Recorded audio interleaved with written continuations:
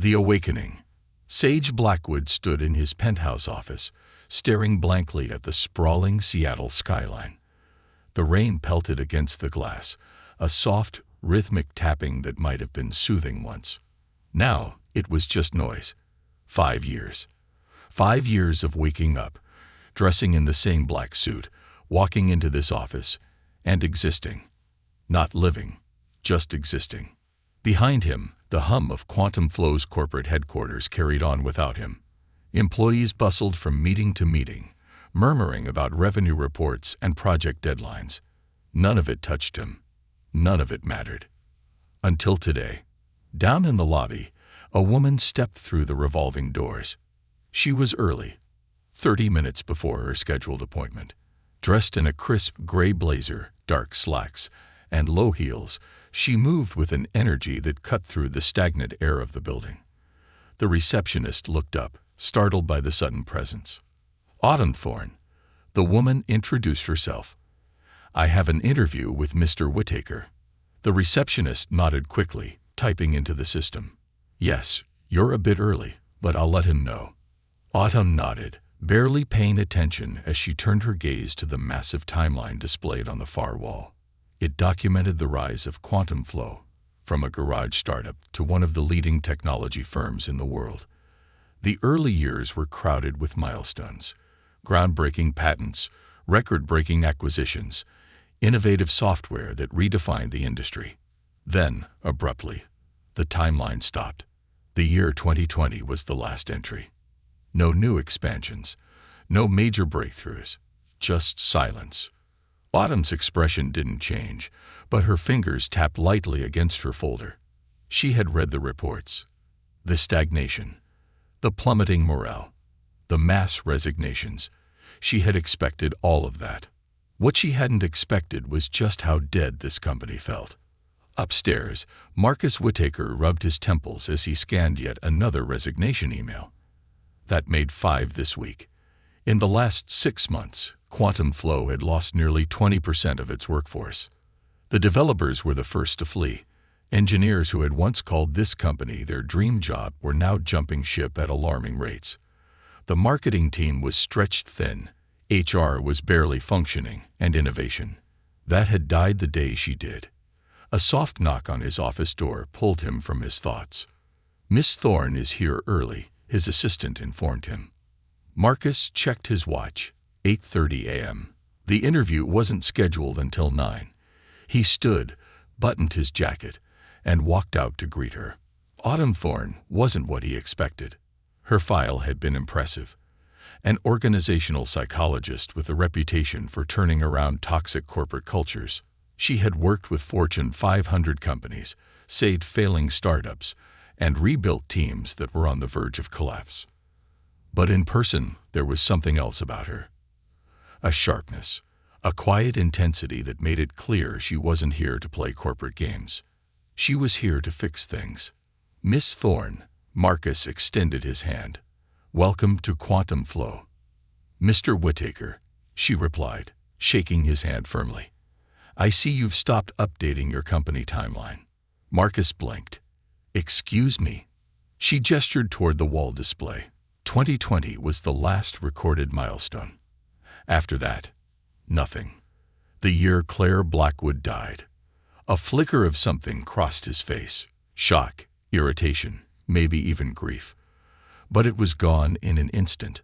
"Let's take this to my office," he said. Autumn followed, unfazed. When the door shut behind them, she sat without waiting for an invitation. Marcus studied her, trying to get a read on this woman who had walked into his company and immediately started tearing down walls. "This isn't an HR problem," Autumn said before he could speak. "It's a grief problem, and it starts at the top." Marcus exhaled. "You're direct. You're desperate," she countered, "which is why you reached out to me." He didn't deny it. "Sage Blackwood isn't leading this company," Autumn continued. "He's haunting it." Marcus flinched. "That's why employees are leaving," she pressed.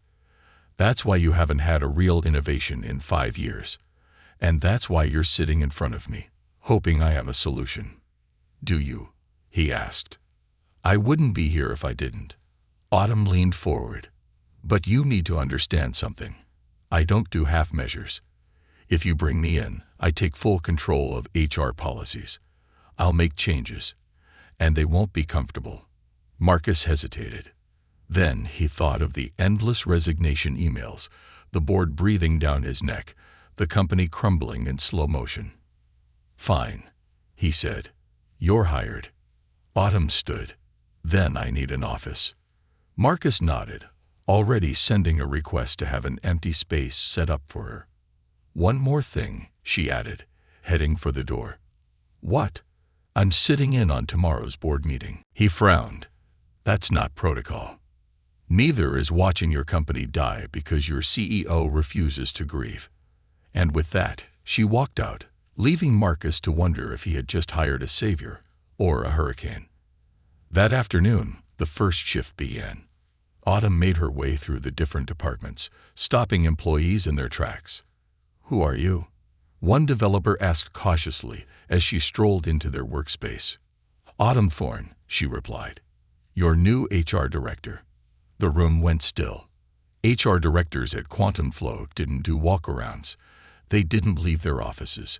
They definitely didn't introduce themselves to employees. Nice to meet you, she continued, scanning the team.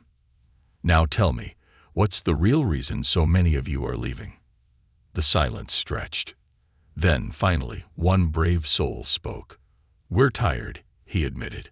We have no direction, no leadership, no idea if what we're building even matters anymore. Autumn nodded, as if this was exactly the answer she had expected. That changes now, she said.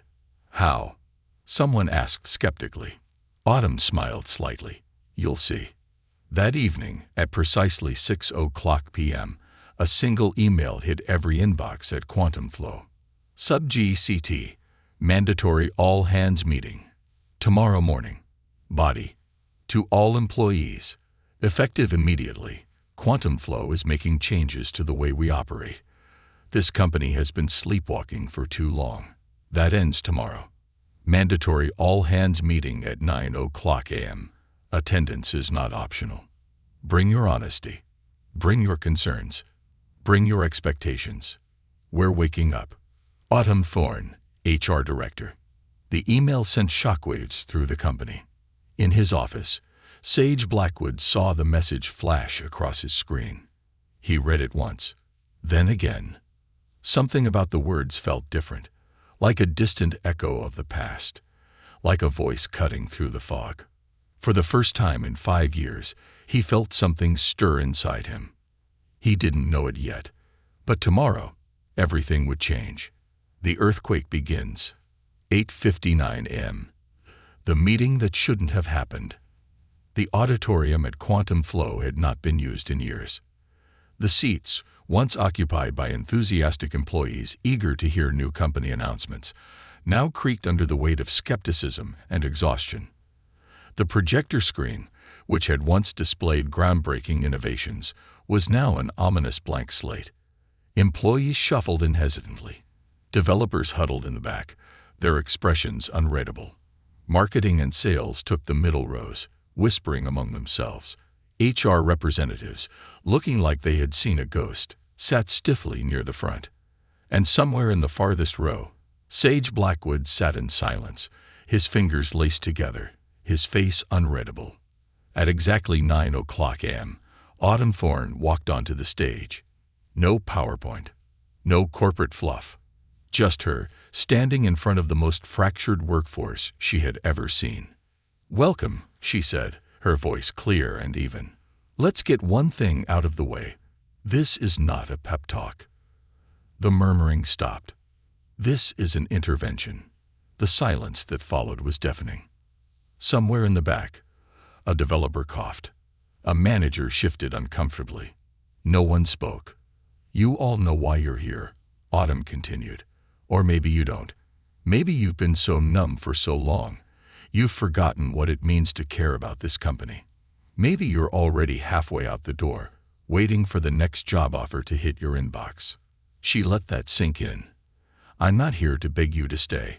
I'm here to ask one question. She turned to the projector screen, which suddenly lit up with 4 bold words. What are you afraid of? The unease rippled through the room. Eyes darted toward one another. No one wanted to go first. Autumn scanned the audience before pointing directly at a middle manager in the front row. You, what's your biggest fear about working here? The man flinched but managed to stammer out, I'm afraid of losing my job. She nodded. Fair. Then she turned and pointed at a junior developer. What about you? The young woman hesitated. I'm afraid that none of my work matters, that nothing I do changes anything. Autumn let the weight of that settle.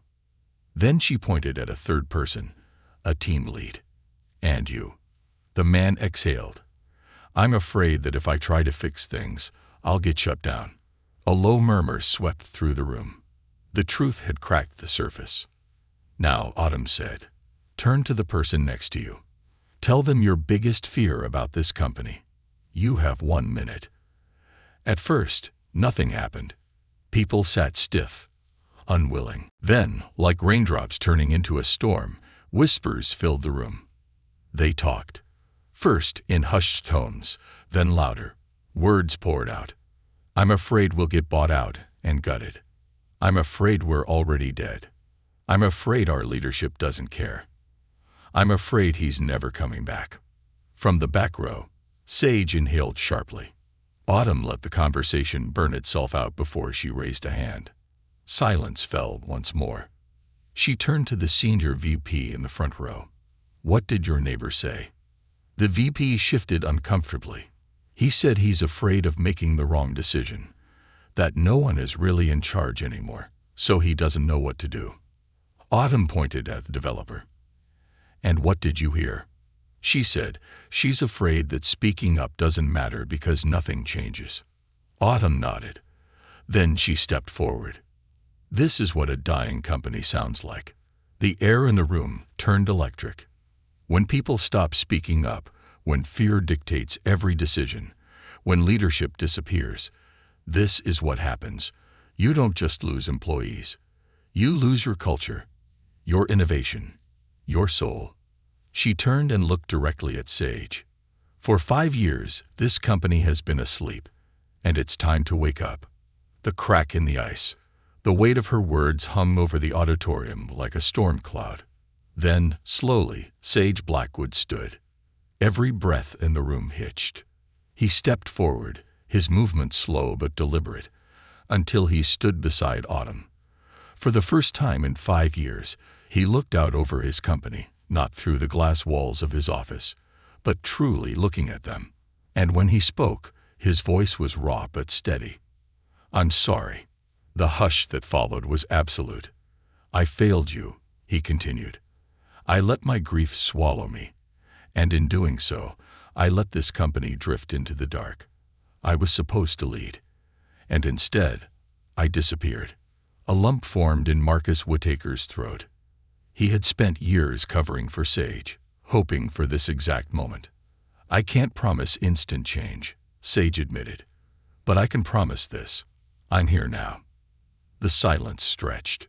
Then, someone in the back started clapping. It was hesitant at first. Then more people joined. Then more. Until the entire auditorium was filled with applause. Sage closed his eyes for a brief second, as if the sound physically hurt after so many years of silence. Then he nodded, exhaled, and said, let's get to work. A company in ruins, a leader rebuilding. By noon, the whispers had taken over the entire building. Did you hear what happened in the all-hands? Did he really apologize? He spoke in front of everyone. Meanwhile, Autumn was already setting Phase 2 into motion. She called every department head into a private meeting. I need numbers, she demanded. Real numbers. Attrition rates, productivity declines, budget constraints. I want to see exactly how bad this company has gotten. What she got back was worse than expected. Revenue had plummeted by 30% in 5 years. Customer retention was at an all-time low. The company had lost nearly half its senior engineers. And worst of all, 3 separate investors were circling like vultures, waiting for the board to give up so they could dismantle Quantum Flow for parts. Autumn took this information straight to Marcus and Sage. "We don't have time for slow change," she told them. "This is an emergency." Sage ran a hand over his face. "How long do we have before investors force a takeover?" 2 months. Maybe less. Marcus swore under his breath. "We need to move fast." Sage nodded. "Then let's break something." Autumn raised an eyebrow. "What do you mean?" Sage leaned forward, eyes sharpening. "For 5 years, this company has been frozen. If we're going to turn it around, we have to make bold moves. Shake the foundation." Autumn smirked. "Good, because I have just the thing." She slid a document across the table. Mandatory leadership counseling, company-wide restructuring, and a new initiative that would change Quantum Flow forever. Sage skimmed the pages, his mouth twitching at the boldness of it. Marcus glanced between them. "Are we really doing this?" Sage exhaled. "We have no choice." And with that, the earthquake began. Tomorrow, they would shake Quantum Flow to its core. And no one, not the employees, not the board, and certainly not the investors, was ready for what was coming next. The reckoning begins. 7:00 a.m. Before the storm. Sage Blackwood sat in his office, his hands folded on his desk, staring at the document in front of him. Mandatory leadership counseling. Company-wide restructuring. The full-scale overhaul of Quantum Flow's culture. This was not a small change. This was a declaration of war against everything Quantum Flow had become in the past 5 years. Against complacency. Against stagnation. Against the slow, creeping death of the company he and Claire had built. And yet, the weight of the decision settled on his chest like a lead anchor. If he did this, if he actually went through with it, there would be resistance. From the board, from executives who had grown comfortable in the silence, from employees who had already checked out. He exhaled. Too bad. A soft knock on his office door broke the stillness. Autumn Thorne stepped inside, her usual confidence laced with something different today. Anticipation. "Ready?" she asked. Sage didn't answer right away. He simply picked up the document, ran his fingers over the title, and then nodded. "Let's set this company on fire." 8:30 a.m. The bomb is dropped. By the time the boardroom filled, the tension was already thick enough to cut with a knife. Richard Chen, one of the senior board members, tapped his fingers against the polished wood table, his expression unreadable. The other executives exchanged nervous glances, whispering under their breath. They all knew something was about to happen. None of them knew what. Sage walked in, followed by Marcus and Autumn. He didn't bother with pleasantries, didn't offer the usual forced smile or polite nod. He simply took his seat at the head of the table and placed the document in front of him. "This," he said, "is how we fix Quantum Flow." Silence. Autumn, standing beside the projector, clicked a button. The screen behind them lit up with a single slide. "The old Quantum Flow is dead." The reaction was immediate. "What the hell is this?" Richard snapped.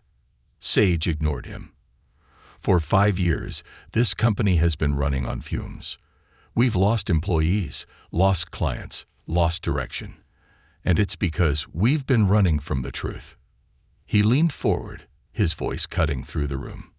"This company is sick, and if we don't do something about it now, it won't be here in another 2 years." Richard scoffed. "And your solution is?"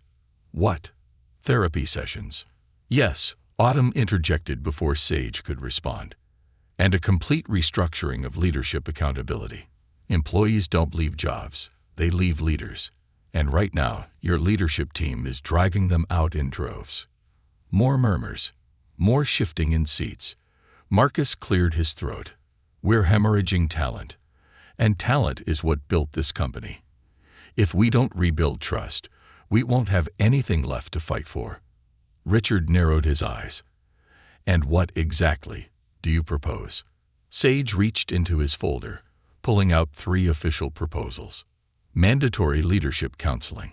Every senior leader, including himself, must undergo psychological evaluation and leadership coaching. No exceptions. Departmental restructuring. Teams would be restructured to promote innovation and accountability, giving employees direct access to leadership rather than forcing everything through bureaucratic bottlenecks. The Claire Blackwood Foundation, a company-backed initiative to provide mental health support not just for Quantum Flow employees, but for the entire tech industry. The last one hit hard. A foundation. To memorialize Claire, the boardroom exploded. Outrageous. We don't have the resources. This is reckless. You expect us to just roll over and agree. Sage let them talk. Then, when they finally exhausted themselves, he spoke again. You have 2 choices. His voice was calm, but sharp as a blade. You can fight me on this, drag your feet, and watch this company collapse under the weight of its own inaction. He let the silence stretch.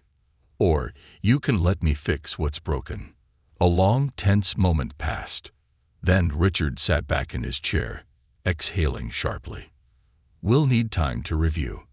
Sage shook his head. You have 24 hours. Murmurs. More protests.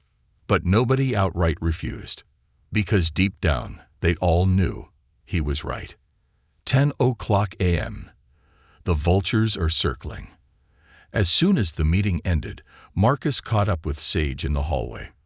We have a bigger problem, he muttered, shoving a tablet into Sage's hands. It was an email chain.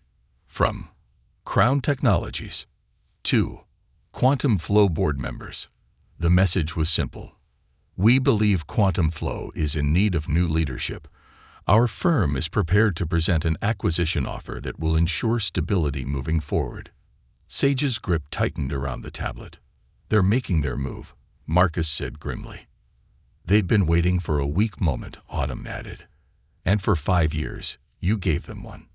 But now, you're a problem. Sage exhaled, his heartbeat hammering in his chest. We need to act first, Marcus said. Sage's mind raced. Crown Technologies wasn't just offering to buy Quantum Flow. They were threatening a hostile takeover. They weren't going to wait. They were going to force him out. Unless. Sage's eyes flickered to Autumn. Get the employees on board. His voice was quiet, but firm.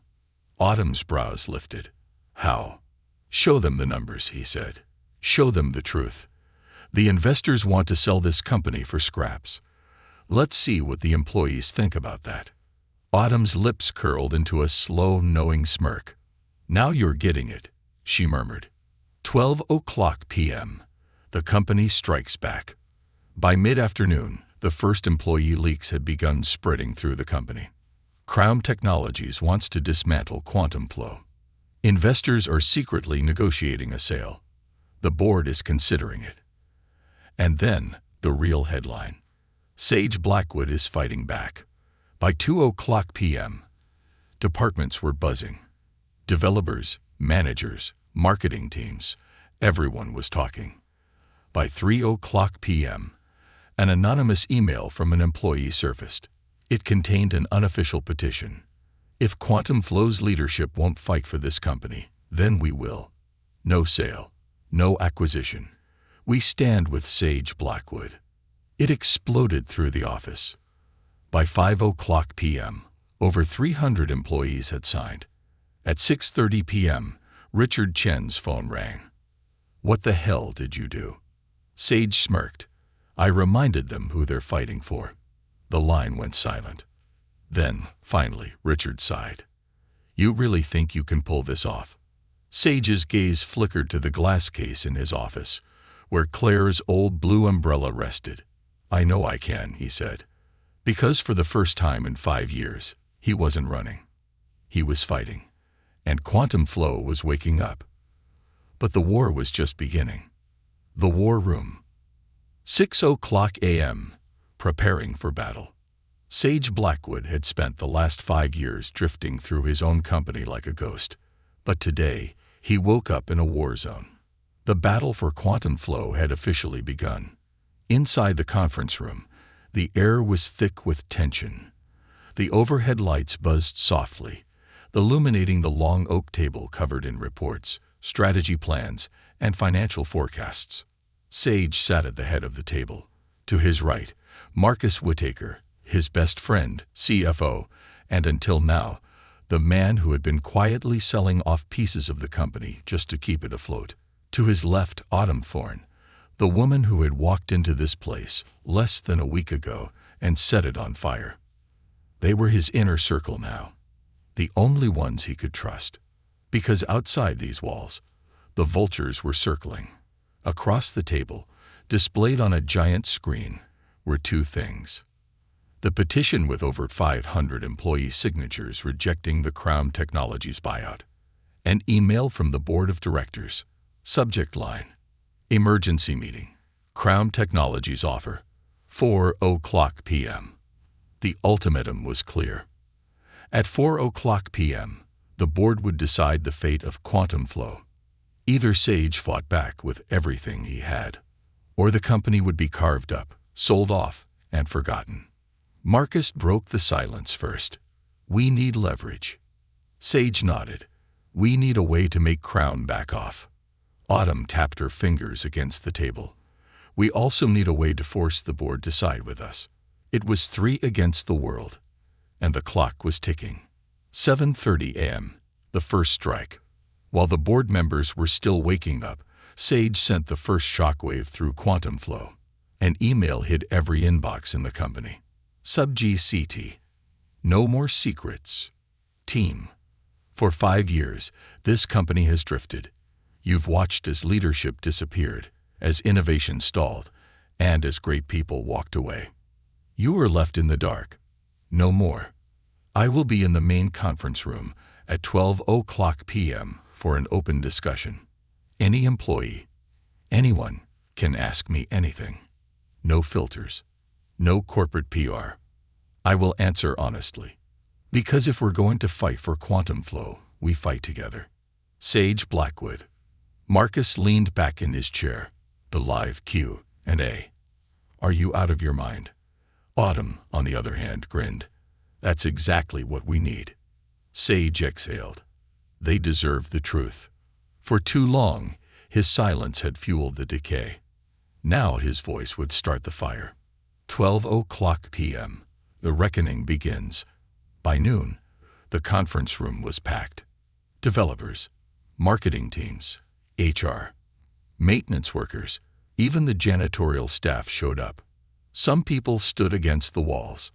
Others spilled into the hallway, craning their necks to hear. Sage Blackwood sat alone at the front of the room. No PowerPoint, no press team, just him. Then the questions started. Why did you abandon us? The bluntness of it hit him like a punch. Sage swallowed. Because I lost someone. Claire Blackwood wasn't just my wife. She was my co-founder, my best friend, and when she died, He exhaled sharply. I disappeared. Silence. Then another question.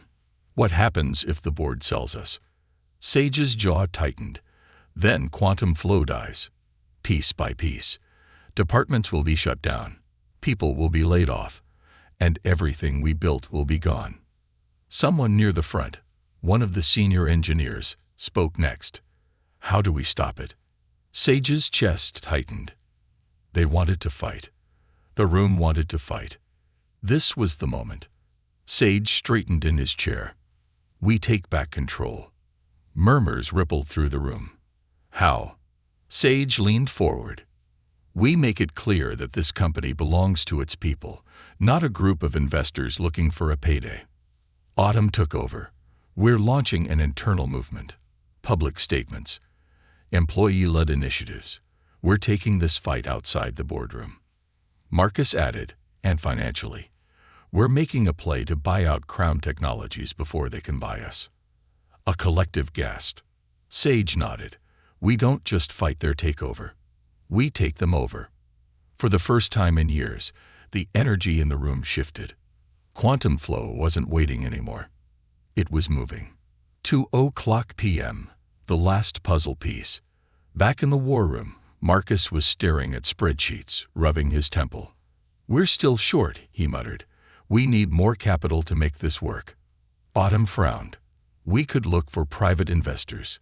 Sage stood abruptly. "No." They both turned to him.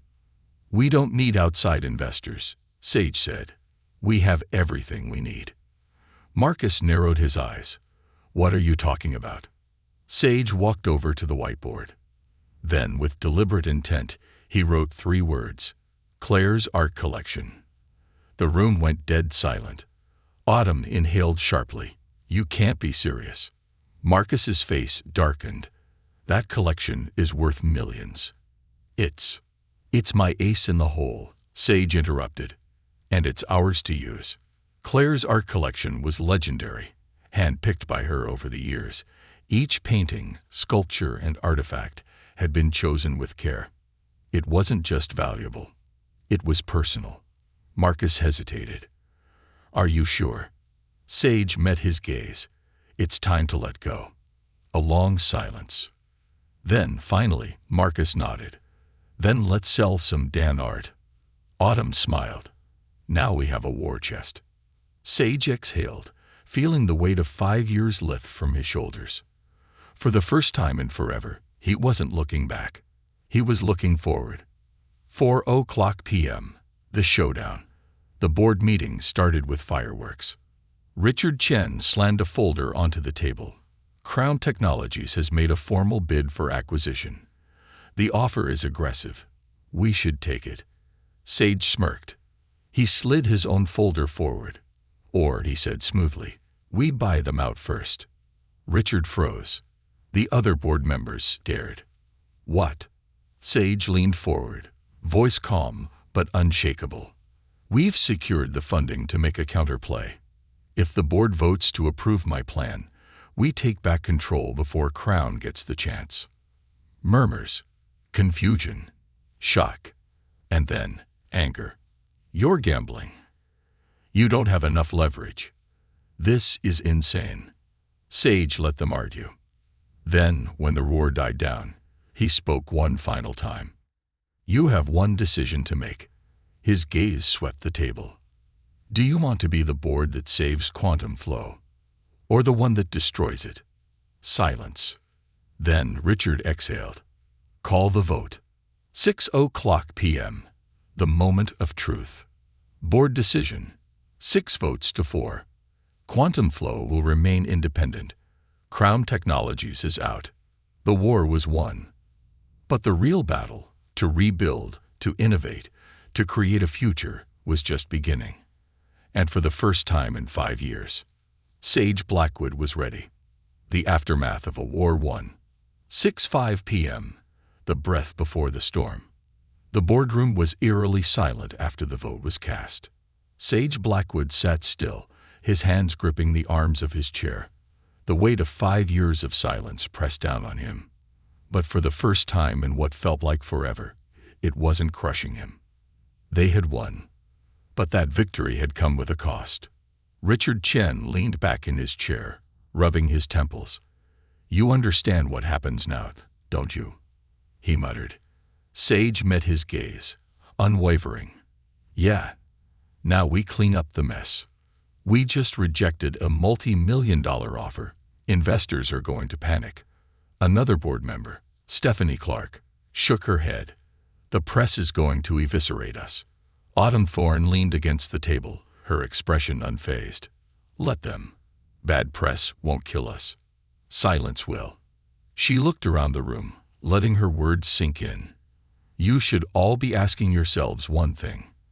If the employees are willing to fight for this company, why weren't you?" A heavy pause. Some board members averted their eyes. Others scowled, unwilling to admit it. Richard sighed. "So what's the next move?" Sage inhaled, gathering his thoughts.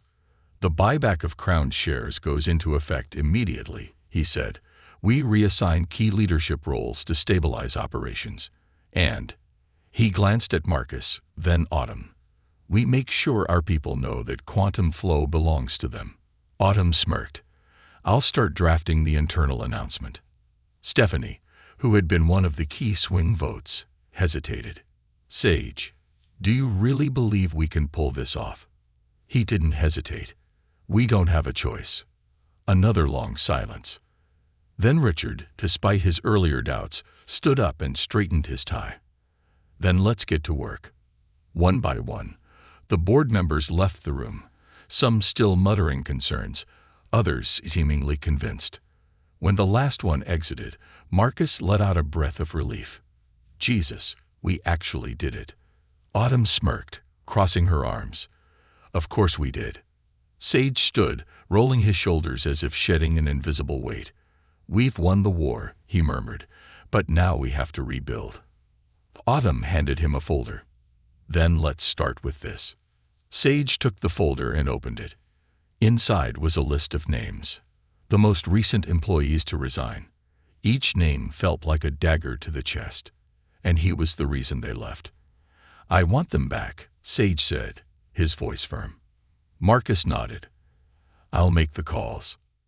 Not just them. Autumn tapped the list. We need to prove that this company is different, that it's not just a surface-level fix. Sage closed the folder and looked at them both. Then we start tonight. 7:30 p.m. The first rebuilding effort. The email went out to all employees before the night ended. Sub-GCT, Quantum Flow's future. Let's build it together. To our team. Today, the board voted against Crown Technologies' acquisition. That means one thing. Quantum Flow belongs to the people who built it. You. But now we face the hard part, earning your trust again. I won't pretend the last 5 years didn't happen. I failed this company. I failed you. But I'm standing here today because I believe in what we can still create. We have work to do. We need to rebuild. We need to innovate. And we need to listen. Tomorrow morning, the leadership team is rolling out a new initiative, rehiring and restructuring. We want to bring back the people who made this company great. If you left, we want to hear what would make you stay. Transparency, monthly open Q&A meetings. No more closed doors. Innovation over bureaucracy. Project proposals will no longer be buried in red tape. If you have ideas, they will be heard. If you're willing to fight for this company, we are too. Let's build something worth fighting for. Sage Blackwood. 9:00 p.m. The rumors start to spread. Sage stood by his office window, watching the city lights shimmer in the rain. The reflection of Quantum Flow's logo shone in the glass, a symbol of what once was, and what it could be again. His phone buzzed. A text from Marcus. Employee Slack is blowing up. People are talking. Some excited, some skeptical, but they're talking. Another text, this time from Jenny, one of the lead developers. You better not be lying. We want our company back. And finally, from an unknown number. You actually did it. Sage frowned at the last one, his fingers hovering over the screen. Then a second message appeared. Autumn. He let out a breath, shaking his head. They weren't out of the woods yet. But for the first time in years, they were moving forward. 11:00 p.m. The ghost of Claire Blackwood. Long after Marcus and Autumn had left, Sage remained in his office. The rain outside had slowed to a drizzle, tapping lightly against the windows. He turned his chair to face the corner shelf. There, sitting untouched for 5 years, was Claire's blue umbrella. He picked it up, running his fingers over the handle. It felt strange, like something from another life. A memory surfaced. You're getting too comfortable, Claire had teased, twirling the umbrella between her fingers as they walked through the streets of Seattle after a long day at the office. Comfortable. Sage had scoffed. I work 16-hour days. You work, she had corrected, but you don't live. She had stopped suddenly, turning to face him with that mischievous grin of hers. One day this company will be huge, she had said. But promise me something. What? No matter how big we get, no matter how much money we make, Promise me we'll never forget why we started." Sage had chuckled. "That's easy. We started because we were young and stupid and wanted to change the world." "Exactly." And then she had kissed him. Right there, in the rain. The memory hit like a freight train. Sage gripped the umbrella tighter. His vision blurred. For the first time in 5 years, he let himself remember. And for the first time in 5 years, he let himself grieve. Not just for Claire, but for the man he used to be. The man Quantum Flow needed him to be again. He swallowed hard, wiped his eyes, and stood. It was time. Time to let go. Time to move forward. He grabbed the umbrella and walked toward the office door. He didn't leave it behind. But this time, he didn't carry it like a ghost. The rebirth of a company. 6:00 a.m. The calm before the rebuild. The offices of Quantum Flow were eerily quiet before dawn. The usual hum of late-night coding sessions, early morning executives, and overnight maintenance crews had dimmed. For the first time in a long time, the company felt different. Sage Blackwood sat alone at his desk, staring at the email drafts on his screen. Each one was a direct response to the hundreds of messages employees had sent after his announcement last night. Some were supportive. Some were skeptical. Some were angry. And he welcomed all of it. Because after 5 years of silence, they were finally talking. A soft knock at the door made him look up. Marcus Whittaker stood there, 2 cups of coffee in hand. "You look like hell," Marcus said, walking in. Sage smirked, accepting the cup. "Haven't slept." "Figured," Marcus said, taking a seat across from him. "Biggest move of your career, and you spent the night answering employee emails instead of celebrating the board win." Sage exhaled. "Winning one fight doesn't mean the war's over." Marcus sipped his coffee. "You really believe we can turn this around, don't you?" Sage nodded. "I have to believe it." Marcus studied him for a long moment before leaning back.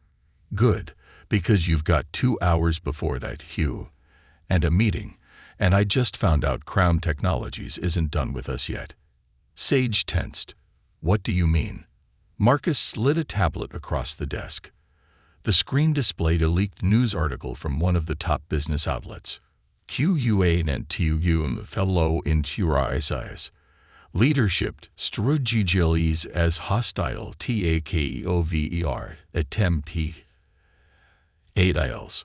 Despite efforts to stop the acquisition by Crown Technologies, sources indicate that Quantum Flow remains financially unstable, with employees skeptical of CEO Sage Blackwood's sudden return. Experts predict a second attempt at acquisition is imminent, unless Blackwood can prove he still has control of his own company. Sage set the tablet down, rubbing his temples. "Son of a..." "They're playing the long game," Marcus muttered. "They know that if we don't fix things fast, investors will panic. And next time, the board won't be able to stop the sale." Sage clenched his jaw. "Then we don't give them a next time." Marcus raised an eyebrow. "And how do you plan to do that?" Sage took a deep breath. Then, with quiet determination, he said, "By reminding everyone why Quantum Flow exists in the first place." And with that, he grabbed his jacket and headed for the queue and a meeting. 8:00 a.m., the turning point. By the time Sage entered the auditorium, over 600 employees had packed into the space. Some were seated, some stood along the back walls. Others leaned against the doors, eager but wary. A giant projector screen displayed the words, "The future of QUANTUM fellow estate artisanal." The moment he stepped on stage, the whispers began. Is he actually going to answer questions? He hasn't spoken in 5 years. Why now? This has to be pure damage control. Sage took a seat on a simple stool. No podium, no notes, no prepared speech. Just him. And the first question hit hard. A woman from the engineering team stood up. "Why should we trust you now? You left us for 5 years." No sugarcoating. No mercy. Sage met her gaze. You shouldn't, he admitted. The room went dead silent. I don't expect trust just because I'm standing here today, he continued. Trust is earned, and I haven't earned it yet. A ripple of murmurs. Another voice called out, Then why are you even here? Sage exhaled. Because I finally realized what I should have known all along. This company doesn't exist because of me. It exists because of you, and I'm not here to take control again. I'm here to give it back. Someone in the back muttered, We'll see. Sage nodded. Yes, you will. 9:30 a.m., the boldest move yet. After an hour of unfiltered, raw Q&A, something had shifted. Employees were still skeptical, but they were listening. As the meeting wrapped up, Sage dropped the bombshell. Starting today, he said, Quantum Flow is making an unprecedented move. The screen behind him changed to display a single sentence. We are giving employees a stock in the company. The collective gasped. We've relied on outside investors for too long, Sage explained. But the people who should have the most power here are you. The murmurs turned into roaring conversations. Are we talking equity shares? What's the catch? This has never been done at this scale. Marcus, watching from the side, was grinning. Because he knew exactly what Sage was doing, making sure no one could ever sell Quantum Flow out from under them again. 12:00 p.m. The earthquake spreads. By noon, news of the employee stake program had spread like wildfire. The company's Slack channels were blowing up. Employees who had already accepted jobs elsewhere were emailing HR, asking if they could come back. Even the press was scrambling for statements.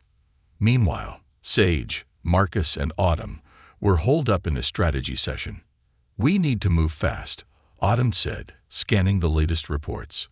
This is great momentum, but if we stall, it'll die out. We roll out phase 2, Marcus said. Immediate department restructuring. We prove this isn't just talk. Sage nodded. And we go public with the Claire Blackwood Foundation. Autumn blinked. You're sure? Sage exhaled.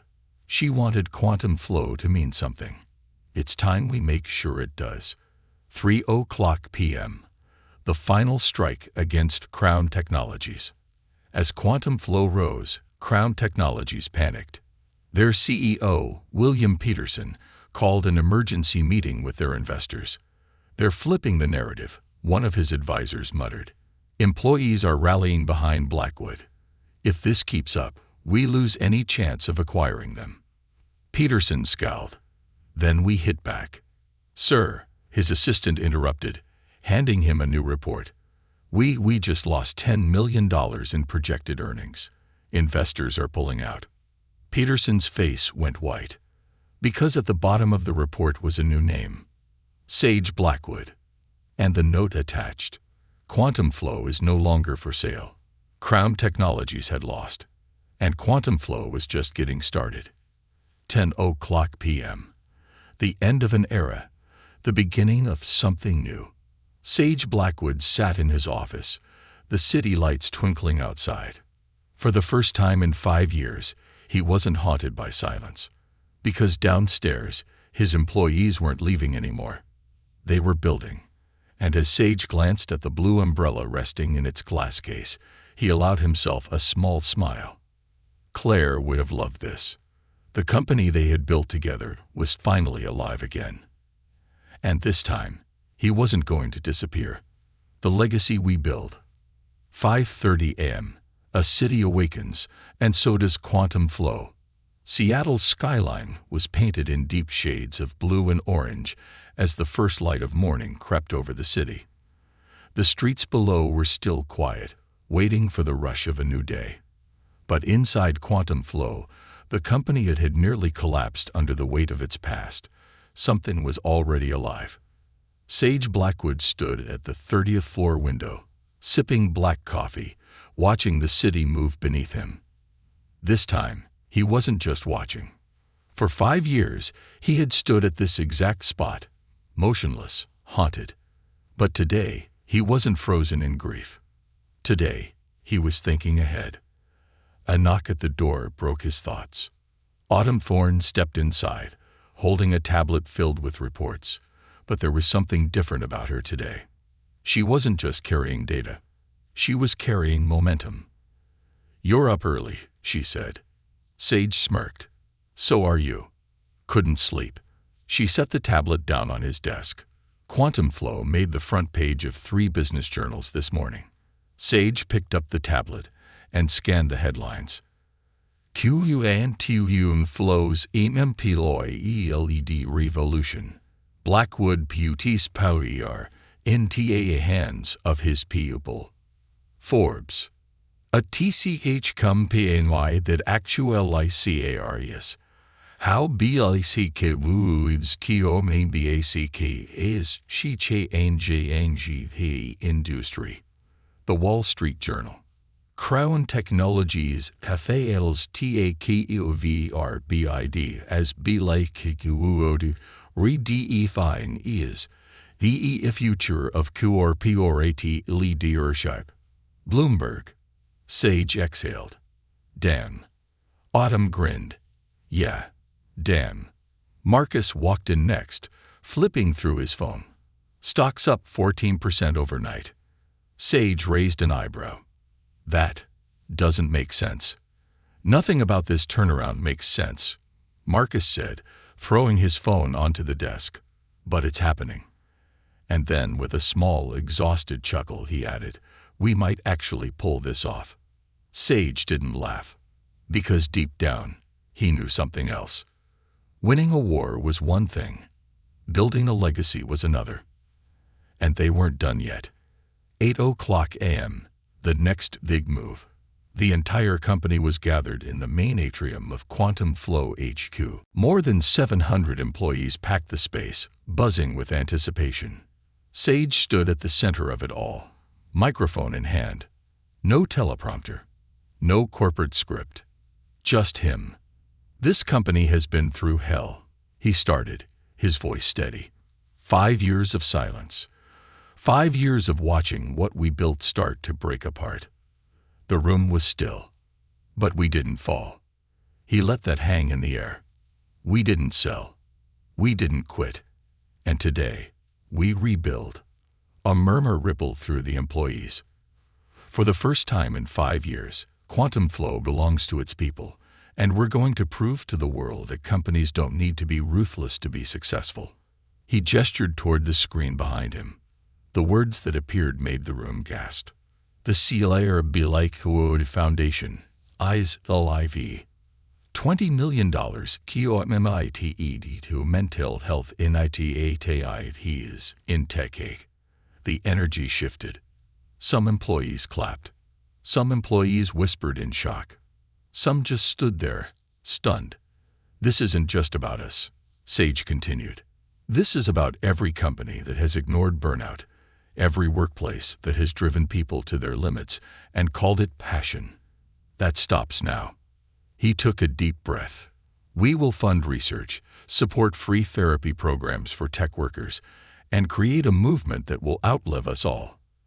And then, for the first time, he smiled. "Welcome to the new Quantum Flow." The applause started slow. Then it grew. Then it exploded. Because this wasn't just a company anymore. This was a revolution. 12:30 p.m., a call that changes everything. By noon, the first companies were already reaching out. Autumn sat in Sage's office, scrolling through an inbox overflowing with messages. "We want in. How can we partner? Can we bring the mental health program to our employees?" Even competitors were reaching out. Marcus leaned against the desk, shaking his head. "Sage, we might have accidentally started an industry-wide movement." Sage exhaled. "Good." Then his phone buzzed. An unknown number. Sage hesitated before answering. "Blackwood." A deep voice responded. "We need to talk." Sage recognized it instantly. William Peterson, CEO of Crown Technologies. Sage's fingers tightened around the phone. "I didn't think you'd still be calling." Peterson chuckled. "Come on, Blackwood. You know better than that. A war isn't over just because the first battle is lost. Sage exchanged a glance with Marcus and Autumn, who were both watching carefully. What do you want? Sage asked. A pause. Then, I want to make a deal. 3:00 p.m. The offer no one expected.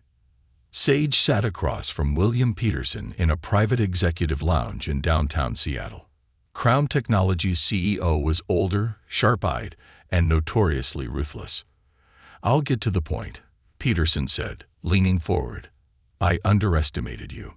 Sage said nothing. Peterson smirked. You built something bigger than I thought. Bigger than you thought. Sage waited. Then, I want in. Sage laughed. No, absolutely not. Peterson didn't flinch. You need expansion capital. And I have it. Sage's smile faded. You tried to kill this company. You almost succeeded. And now you want to buy your way into our future. Peterson shrugged. Business is business. Sage exhaled slowly. Then he leaned forward, mirroring Peterson's posture. You want in? Sage asked. Then sell me Crown Technologies. Peterson froze. Then, for the first time, he laughed. Bold, he admitted, but not impossible. Sage knew that look. Peterson wasn't dismissing the idea. He was considering it. And that meant one thing. This wasn't over. Not yet. 10:00 p.m., the end of the beginning. Sage returned to his office long after dark. The company was still buzzing. Employees stayed late, not because they were forced to, but because they wanted to. Quantum Flow was alive again. He stood in front of the glass case that held Claire's umbrella. And for the first time, he didn't feel like he was looking at a relic. He was looking at a promise. He tapped out a text to Marcus and Autumn. Tomorrow, we start expanding. Get ready. He grabbed his jacket, exhaled, and stepped into the night. For 5 years, he had been standing in one place. But now he was moving forward, and Quantum Flow was going to change the world.